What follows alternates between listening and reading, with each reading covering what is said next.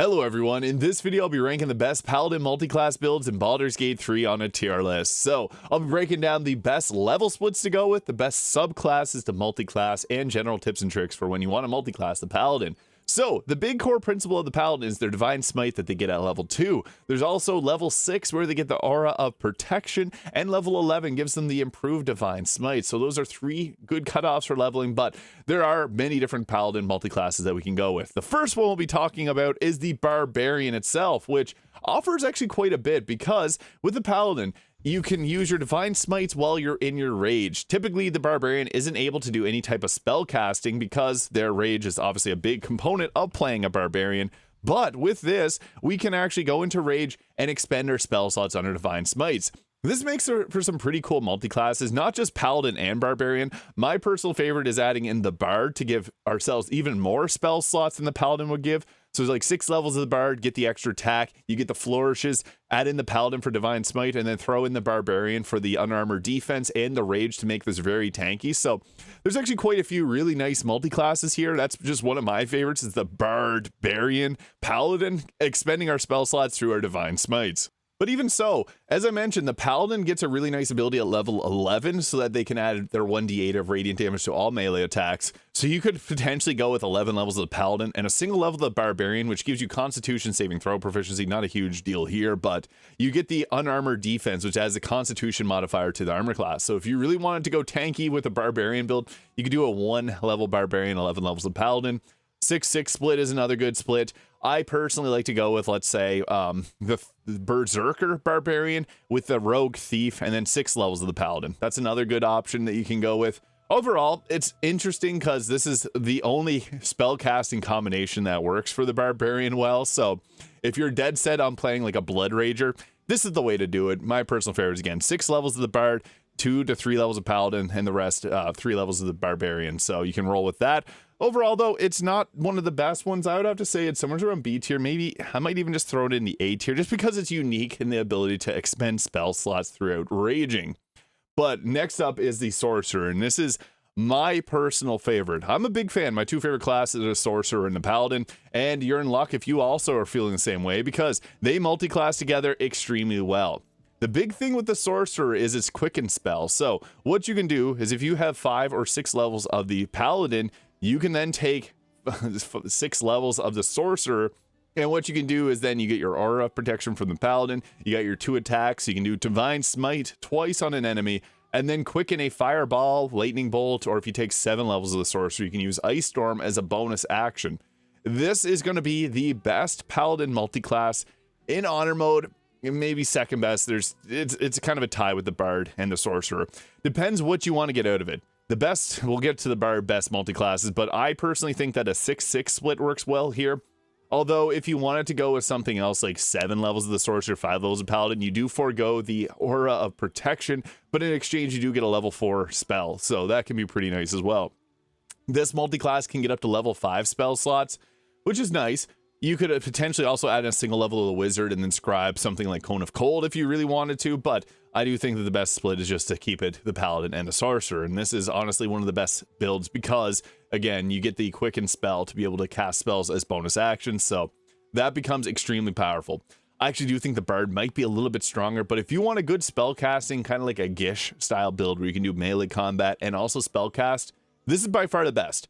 The Warlock's also an interesting choice too, but the Sorcerer just, I think, is one of the best absolute classes because on top of all this, it also gives you Booming Blade, and we all know how good Booming Blade is, adding a 2d8 and 3d8 if the target moves of thunder damage, so that's extremely good. You can add a Mage Hand, so you can get these to throw health potions for you, and then you don't have to focus on healing as much as a Paladin, not that you really should be in the first place, but yeah, it opens up a lot of spell slot selection. You also get shields, which are nice to have for just overall survivability.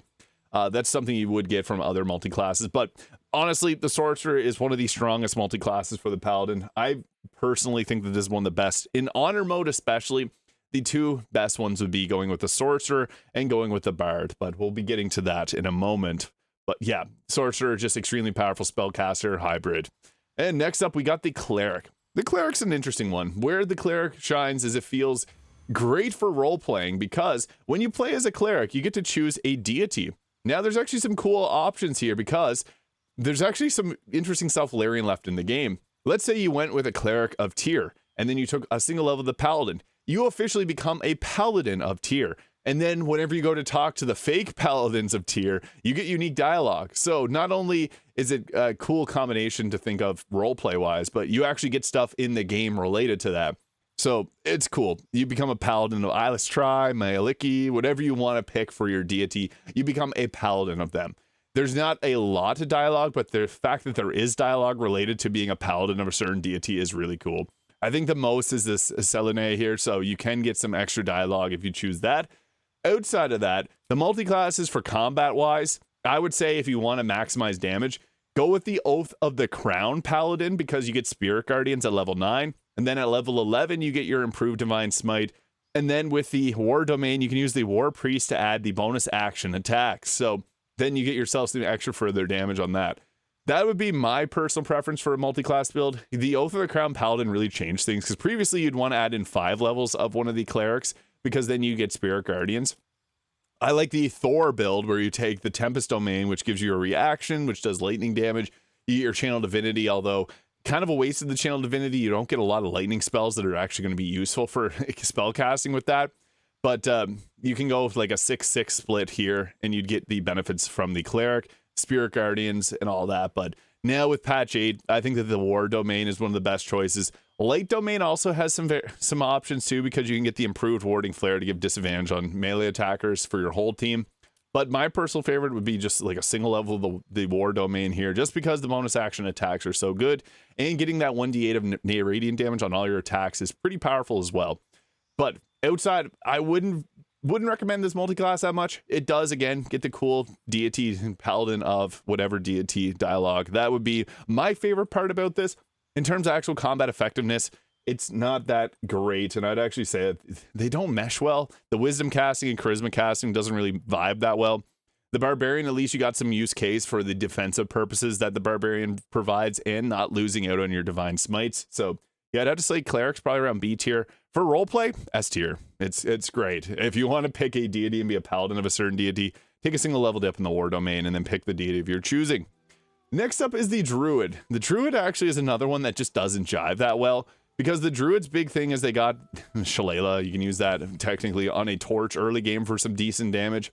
The Circle of Stars Druid would probably be the best, giving the bonuses to your saving throws. I actually did a build where you used Radiating Orb gear, got that bonus action ability to add that Dazzling Breath on the enemy. You do lose out on a lot of other things, but if you go with 9 levels of the Crown Paladin with 3 levels of the Druid, it's okay at best. I wouldn't say it's something to write home about.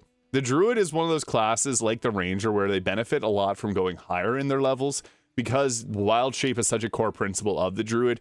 Doesn't fully jive with the Paladin that much. There's a Spore Druid multiclass that could be okay, but again, at the end of the day, the Paladin just is better off multiclass with other subclasses, because the Druid, despite having a great spell list, it's one of those classes you want to take upwards. Like level 7 gives you your Woodland Being, level 9 gives you your Conjure Elemental, and all the great spells that come with that.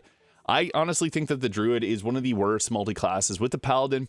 There are some builds that do work. I have posted a few, so if you really wanted to do it, you could, but you're better off with something else. So I'd have to say that this is honestly like a C to D tier. Just the Druid doesn't really mesh that well with the subclass. But the Fighter is a different story here. So the Fighter actually brings a few different unique things to the table. The first being Action Surge. Every single class in the game can benefit from this. This does take 2 levels to get this, but anything that's not a spellcaster won't mind that, because an extra action is massive. And in honor mode, it gives you, like if you got the extra attack on your character, you get that extra attack. Normally haste in honor mode doesn't give you the extra attack, but Action Surge does. And when it comes to subclasses, I think the Battle Master is the best because of the riposte ability here, or repost ability. So this will give you a reaction attack if someone misses you with an attack, and then you can do an attack back with an extra 1d8 of damage. This is the most powerful way to use your reaction in the game, so obviously that's going to be a pretty powerful multi-class. I personally like to take, let's go Paladin level 6, take the Battlemaster Fighter level 3, and then the Gloomstalker Ranger, which we'll get to when we talk about Ranger subclass multi-classes, because the Ranger adds an extra attack on turn 1 and bonuses to your initiative, which is always nice to pair with some other classes. You also get Rally, which is nice because you can use this to heal your teammates as a bonus action, but you can't be counterspelled with this. So if you have a teammate that went down, you can pick them back up with a Rally, which is really nice. Riposte obviously being the most powerful ability here, and also using the menacing attack to possibly frighten the target and add additional damage on your attacks is also quite nice. Because with the frightening attack, or menacing attack, what you can do is do an attack, set your Divine Smite to a reaction, and then you get the extra 2d8 of damage on your attack as well, making for some pretty cool combinations here. The fighter's never a bad class to multi-class, in all honesty. Like, it just adds a lot to pretty much any martial class, and even as spellcasters. If you want to forego your level 2 or level 6 spell slots, you can do 2 Cone of Colds per action. That's pretty good. So yeah, the fighter, I would say, is high A tier. It's probably better than the Barbarian, and that's just only including the Battle Master. The Arcane Archer is interesting too, because you get the Banishing Arrow. Any class can benefit from this, although it's probably better to not focus on archery with this, so that's something. Champion will give you an increased critical hit chance. Divine Smites get extra damage on their critical hits, so that's kind of cool too, but the Champion's not that amazing. And if you really wanted to do the Eldritch Knight, you could get that Bind Weapon and Booming Blade. So that's nice, because then you can do a Booming Blade, Divine Smite, and it helps extend out your spell slots. They also get the Shield spell. They also get some other spells like Magic Missile, which can help you hit, and the expended spell list too, so you can take Find Familiar. The Eldritch Knight isn't the best multi-class, but it's one that's going to further your spell casting because they're a third caster, whereas the Paladin's a half caster, so it gives you a bit of spell casting. You can see there you got an extra spell slot with that, so not the worst, but I would say the Battle Master is the absolute best. And one of the absolute best is the Bardadin, the Bard with the Paladin. Why this is great? Well, the College of Swords is extremely powerful because you get Slashing Flourishes, which you can attack 2 enemies at once. With this, you also can apply your Divine Smite as a reaction, so you can do a Slashing Flourish, hit 2 people, Divine Smite them both, and then at level 6 you get an extra attack, so you can do that. You can attack 4 people with a Divine Smite. That's more than you can do with a normal, any other class in the game. That is pretty powerful. I guess if you go with the fighter, you do get the action surge, but you can do Slashing Flourish like every turn until you run out of your Bardic Inspiration, and there's even gloves that gives you extra Bardic Inspiration and armor class. So a lot of really good combinations here. My personal favorite build to go with the Sword Bard is to take 10 levels of the Sword Bard and 2 levels of the Paladin. This way you get your Slashing Flourishes, you get the extra attack from the Bard. You also get magical secrets, so you can take Banishing Smite, one of the few ways you can get Banishing Smite there, which has a 5d10 of force damage as a smite. It does use your concentration, but Banish is a pretty good spell if you can get it. You also can take Cone of Cold, you can take the Create Elemental, which you also, since the Paladin's a half caster, and the College of Sword, 10 levels plus the 2 levels of the half caster, takes you up to level 6 spell slots, so you can actually get the Myrmidon from the elemental form. This is actually a very I wouldn't even say underrated, but if you haven't tried this out, you gotta, because it's just the best that a Bard has ever been. It comes online relatively early as well, so with this, you get yourself up to level 6, add in the 2 levels of the Paladin, boom, you're online at level 8. And if you want to take this a further step, you can also grab the Band of the Mystic Scoundrel in Act 3, which will give you a bonus action, illusion, or enchantment spell. Command, hold person, the Vicious Mockery spell. So you can do bonus action and cantrips, which is just incredible. So the damage potential is high. The solo potential, you can actually solo the game with this combination. The College of Sword also gets the Greater Invisibility spell, so if you want to do solo, you got lots of options for that. They're crowd control, they got burst damage, they can Divine Smite like it's nobody's business. This is an extremely powerful build, and compared to these, it's really difficult because both of these bring a lot of utility. With the Bard, again, best build is 10 levels of the Bard, 2 levels of the Paladin. With the Sorcerer, it's 6/6 or 7/5, depending on which you want to go with. Either more spellcasting levels from the Sorcerer with 7 levels of it, or 6 levels to get the Aura Protection from the Paladin. Both of these are extremely powerful. It comes down to personal preference. If you want to smite 4 times per turn and do a bonus action enchantment spell, go with the Bard. If you want to go 2 attacks with your Divine Smite and then spellcast drop a Fireball, Lightning Bolt, Ice Storm, then go with the Sorcerer. I think that the Bard wins out just slightly because of Flourishes being able to apply the Divine Smite, so that's why we're going to put that at the very top of the S tier. It's able to solo the game, no problem. The Sorcerer can also as well, but you do have some limitations, whereas the College of Sword just adds so much more, and you get more spellcasting levels if you go with the Bard. So this gives you level 6 spells, this will give you level 5 spells. It's your choice at the end of the day. I think that these are both great multi-classes. My personal preference, I like to take the Sorcerer all the way up to level 12. But the Bard, its usefulness caps off at level 10. Level 11 doesn't really give you any special level 6 spells. Like the spells list for the Bard is kind of crappy after their magical secrets. So another thing with the Bard, you can get Spirit Guardians. So yeah, you can run around with Spirit Guardians, Divine Smite on multiple targets. It's one of the craziest builds in the game. So we're going to put that up at the very top of the S tier. And next up is the Monk. Now the Monk is one of the most cursed multi-classes here because it unfortunately doesn't add a lot of usefulness to the Paladin. It's multi-attribute dependent. There's a whole long list of why this isn't that great. You have the Wisdom-based armor class, so you can add your Wisdom modifier to your AC. When we have our Charisma and Wisdom and Dexterity and Constitution all being required, this ends up spreading ourselves pretty thin. Also, the bonus action Flurry of Blows is great, but at the end of the day, you have better options with many other subclasses. If you want a Monk, you're best off going with a Thief. If you want a Paladin, you're best off going with anyone but the Monk.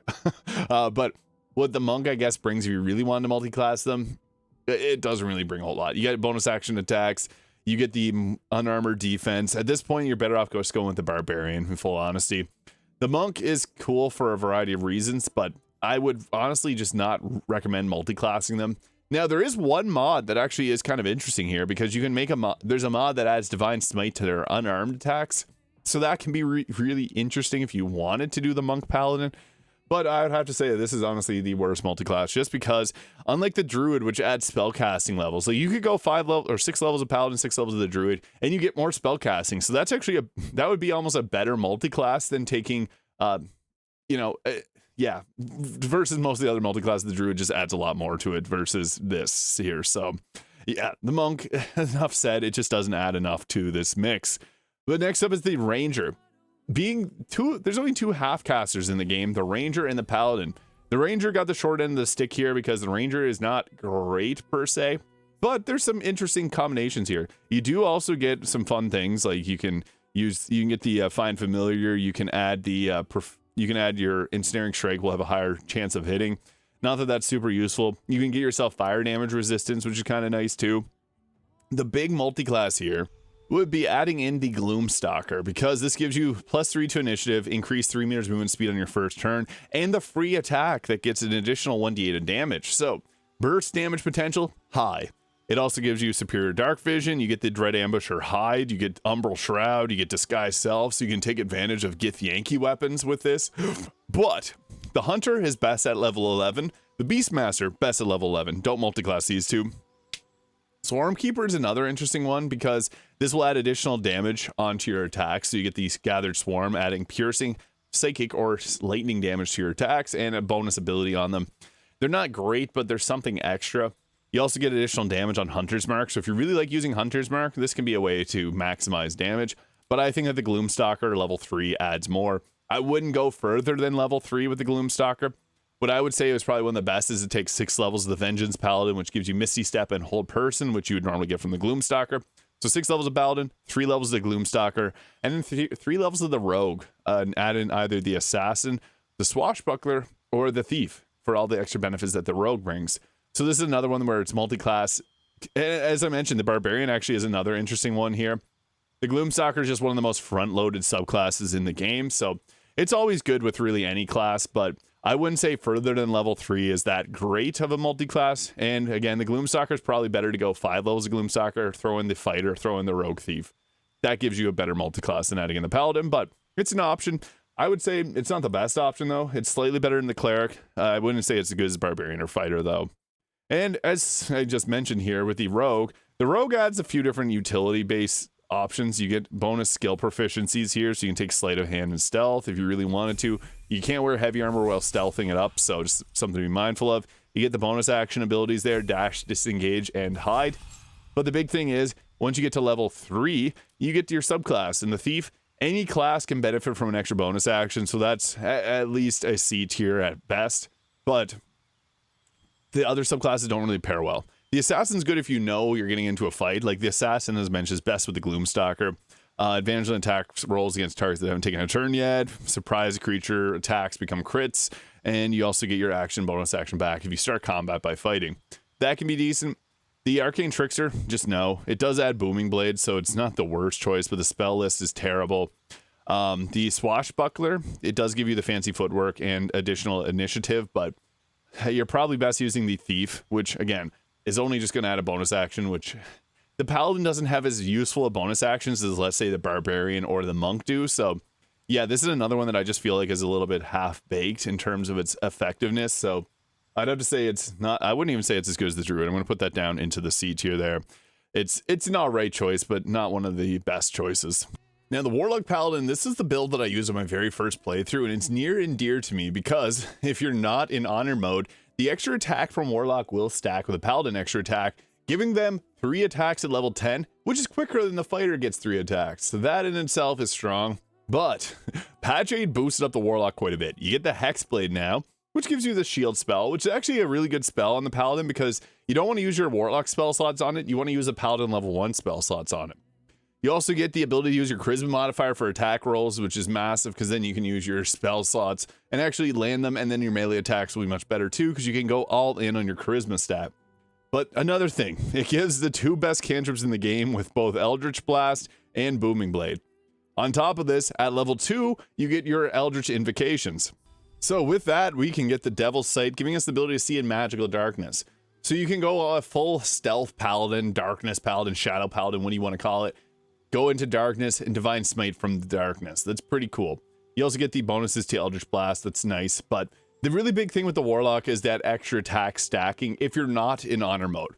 Now, I personally think that if you're outside of Honor mode, this is the best multi-class. But if you're in Honor mode, it's still an okay multi-class, but I wouldn't say it's the best. I would say that going 2 levels of the Warlock is going to give you the most bang for your buck with both the shield spell and the Eldritch Invocation, Devil's Sight, and Booming Blade. You get a lot of nice benefits from this, but another, I guess, multi-class, if you're in Honor mode, is to go 11 levels of Paladin to get the improved Divine Smite for that extra 1d8 Radiant, and then take a single level of the Hexblade for the Bind Hex weapon, and then go all in your Charisma. Because then you got Spirit Guardians, then you got Booming Blade, Divine Smite, a whole lot of good stuff. But this really shines outside Honor mode, and in Honor mode, it's still not bad. It's very synergetic as a charisma-based caster, so I have to put that in the S tier. But I do think the Bard is the best, the Sorcerer is the second best, and then the Warlock is in third place, which is still obviously really good. But next up, we're going with the Wizard. Now, the Wizard is actually really interesting now because in patch 8, it added in the Blade Singing Wizard. And why this is so good? Well, I talked about the 10 levels of the Bard alongside the 2 levels of Paladin. Same concept applies here because you get the extra attack at level 6, so you can do your Divine Smite times 2.